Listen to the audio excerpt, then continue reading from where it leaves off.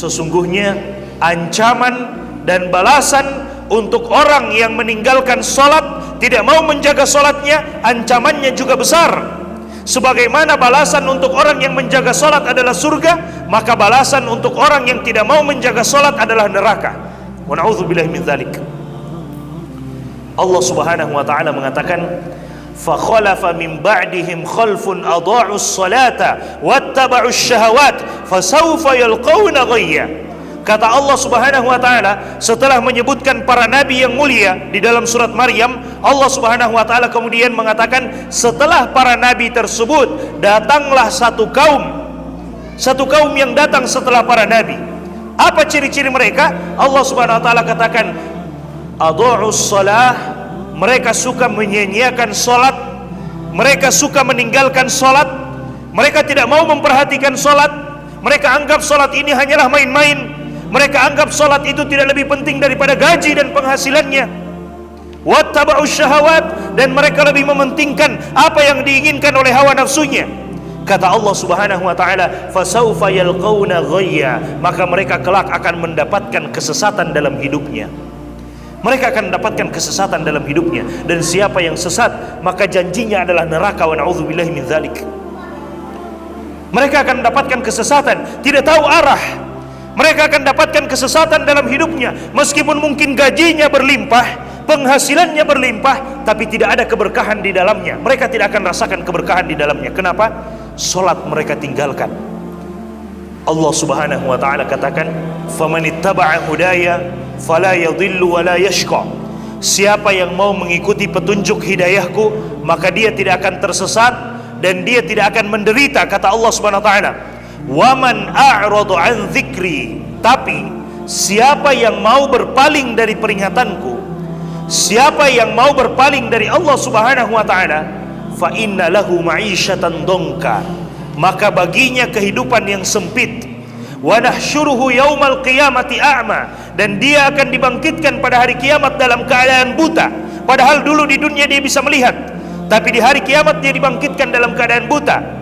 Maka orang ini mengatakan, qala rabbi lima hasyartani a'ma wa qad kuntu basira. Wahai Allah, kenapa engkau bangkitkan aku dalam keadaan buta, sementara dulu di dunia aku bisa melihat? Maka Allah Subhanahu wa taala mengatakan, qala kadzalika atatka ayatuna fanasitaha wa kadzalika al-yauma tunsa. Demikianlah dahulu telah datang ajakan-ajakan kami, telah datang ayat-ayat, telah kami turunkan ayat-ayat untuk mengajak kita beribadah kepada Allah. Telah diturunkan ayat-ayat untuk mengajak kita salat. Telah diturunkan ayat-ayat untuk memberikan ancaman bagi orang yang meninggalkan salat. Kata Allah Subhanahu wa taala, fanasitaha, tapi engkau melupakannya. Maka apa balasannya? Wa kadzalikal yauma tunsa, maka pada hari ini pun engkau dilupakan. Maka pada hari ini pun engkau dilupakan. Jemaah sekalian, ketika kita meninggalkan Allah, ketika kita tidak mau sholat, padahal sholat itu adalah bentuk kita ingat kepada Allah Subhanahu wa ta'ala. Ketika azan dikumandangkan, hayya 'alas shalah, ayo kita mendirikan sholat. Hayya 'alal falah, ayo kita menuju kepada kemenangan. Kemudian kita lupa dengan Allah, kita tidak mau ingat dengan Allah Subhanahu wa ta'ala. Kelak balasannya pada hari kiamat, Allah juga akan melupakan kita. Wa na'udzubillahi min dzalik. Allah akan melupakan kita karena kita di dunia melupakan Allah Subhanahu wa ta'ala. Balasannya al jaza'u min jinsil amal, balasan sesuai dengan apa yang kita lakukan. Kalau kita lakukan baik, maka kita akan dapatkan baiknya, balasan yang baik. Kalau kita lakukan buruk, maka kita akan dapatkan balasan buruknya. Kita meninggalkan sholat, maka balasannya Allah juga akan meninggalkan kita. Kita menjaga sholat, maka balasannya juga Allah akan menjaga kita. Jamaah sekalian yang dimuliakan oleh Allah Subhanahu wa ta'ala. Kemudian Allah Subhanahu wa ta'ala berfirman di dalam Al-Quran, menceritakan tentang orang-orang kafir yang dilemparkan ke dalam neraka.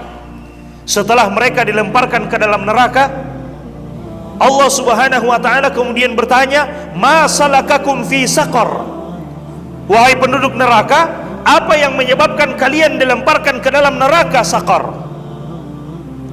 Maka mereka menjawab, qalu lam naku minal musallin. Mereka mengatakan, karena dulu di dunia kami tidak termasuk orang yang menjaga solat. Karena dulu di dunia kami tidak termasuk orang yang suka menjaga solat. kami lebih pentingkan gaji kami lebih pentingkan penghasilan kami daripada sholat. Hubungan kita dengan Allah Subhanahu wa Ta'ala, berapa gaji kita? Itu pemberian dari Allah Subhanahu wa Ta'ala, dan Allah Subhanahu wa Ta'ala mampu memberikan sesuatu yang lebih besar daripada itu.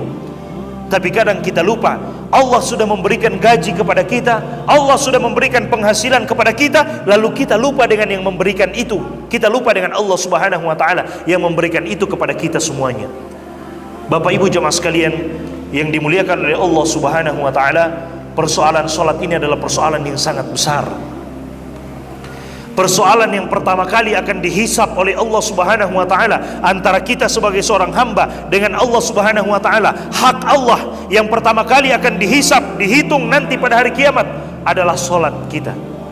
Awwalu ma yuhasabu bihil abd as-salah.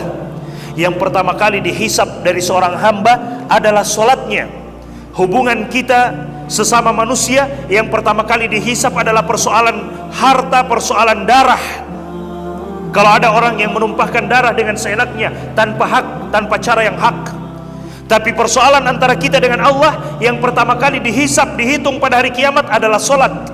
Kata Nabi SAW, "Idza saluhat, saluha sairu amalihi." Jika solat kita baik, maka amalan-amalan yang lainnya juga akan ikut menjadi baik. Tapi jika solat kita buruk, maka amalan-amalan yang lainnya juga akan ikut menjadi buruk. Karena solat dapat mencegah kita dari perbuatan yang keji dan perbuatan yang buruk. Inna salata tanha 'anil fahsya'i wal munkar.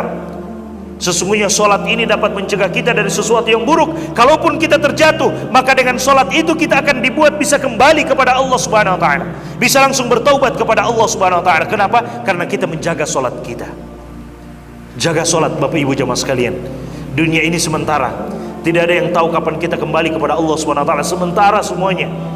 Mungkin kita sudah mendengarkan ada orang yang telah meninggal, dia sudah pergi, tinggal mempertanggungjawabkan apa yang telah dia lakukan dan tidak mungkin dia kembali lagi. Seandainya ada manusia yang meninggal kemudian bisa kembali lagi, maka kita bersantai-santai hari ini karena kita yakin kita bisa kembali lagi. Tapi itu tidak mungkin. Tidak mungkin. Jika kita sudah dipanggil oleh Allah, tidak mungkin kita kembali lagi. Tidak mungkin kita kembali lagi. Dan sebelum Allah memanggil kita, maka Allah memberikan kesempatan kepada kita untuk silakan solat, silakan beribadah, berbuat ketaatan kepada Allah Subhanahu wa Ta'ala sebelum datang waktunya Allah memanggil dan kita tidak bisa untuk menolak hal tersebut. Bahkan jika ada di antara kita yang mampu membangun satu bangunan yang sangat kokoh untuk melindungi dirinya dari malaikat maut, niscaya tidak akan mampu. Kata Allah Subhanahu wa Ta'ala, "Walau kuntum fi burujim musyayyada." Meskipun kita berada di dalam tembok-tembok yang kokoh, di dalam istana-istana yang kokoh untuk melindungi diri kita dari kematian, tidak mungkin kematian akan mendatangi kita.